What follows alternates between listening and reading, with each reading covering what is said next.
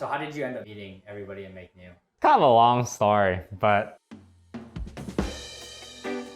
the first time I actually met someone from Make New was the very first day of a week where you kind of move in and all that stuff, and then there's the carnival, right? And so I kind of was just like out there alone, and I was looking around and I was like, why are people in groups already? Like, why do people have friends already? And I saw this kid sitting on the curb. I was like, oh, I'll be that kid's friend. And so I like sit down next to him and I started talking to him. After a while, this other person walks up, and that's Chris. He's like, oh, can I like chill with you guys? And I'm like, okay, sure. And then we started talking, and I was like, oh, what do you study? Oh, you know, I studied CS. I was like, wait a minute.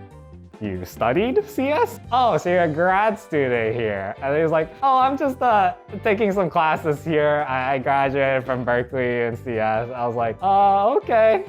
And then Chris goes, have you guys ever heard of Cookout? I was like, what's that? He's like, oh, it's like this like fast food chain in North Carolina. And I heard they have really good milkshakes. Like, do you guys want to go? It's like 10 p.m. It's like pretty dark. And I was like not sure what to say. And then I like look over at the kid that I sat down with initially. And then he just like goes, yeah, let's go. And I was like, oh, I guess if this kid's going, I should go too. The other reason that I trusted Chris was just because he was like, oh, I moved here to plant a church. And I was like, that would be a really weird thing to lie about. And then Chris goes, oh yeah, like my friend has the car, like I'll tell him to meet us. We were in like the middle of East Campus Quad.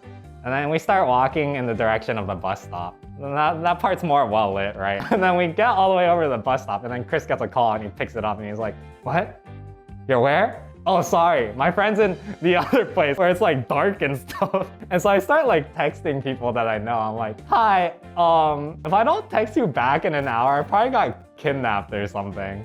Because I was like, well, it's too late to back out now. I can't just say that I'm not going anymore. And we meet Nick Kang. So Nick is like 6'2" or something and like 200 something pounds. Because Chris was like, I don't know how tall Chris is, so I don't want to insult him, but he's not tall. And he's not a huge dude. But Nick was huge. And then he's like, yeah, the car is just right over here. We walk behind Baldwin Auditorium off of East Campus to like this alleyway.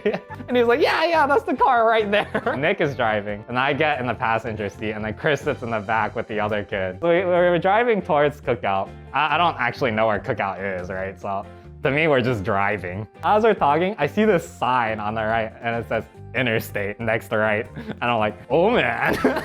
And I'm like telling myself, if he takes that exit, I'm getting out of this car. Thankfully, we pass it, and then he doesn't take the exit. And sure enough, like in a couple more minutes, we get the Cookout. I order a watermelon shake, and Nick tries to pay for me, and I'm like, nah, it's fine. The other kid who was so hyped about going to Cookout was lactose intolerant, so he couldn't even get a shake. And I was like, why are we here? And then they drive us back to campus, and kind of to the well-lit area this time near the bus stop. After they parked back on campus, they were kind of expecting us to like leave, but we just sat there and kept talking to them until they got uncomfortable. And then Nick was like, you know, I really appreciate you guys and your trust. You probably shouldn't do this again. After that, we get out of the car. I've like seen that kid around after, but I've never talked to him again. I talked to my parents after that incident, and they were like, what is wrong with you? Like, why did you do that? 2 months later, in like October, one of my friends got invited to the Does God Exist talk, and she was not Christian. And I was like, oh, okay, I'll go with you. And we walk in, and I look to my right, and I see Chris. I'm like, it's you! This is your church! But then, you know, after that, I guess I ended up staying, so I guess it kind of worked.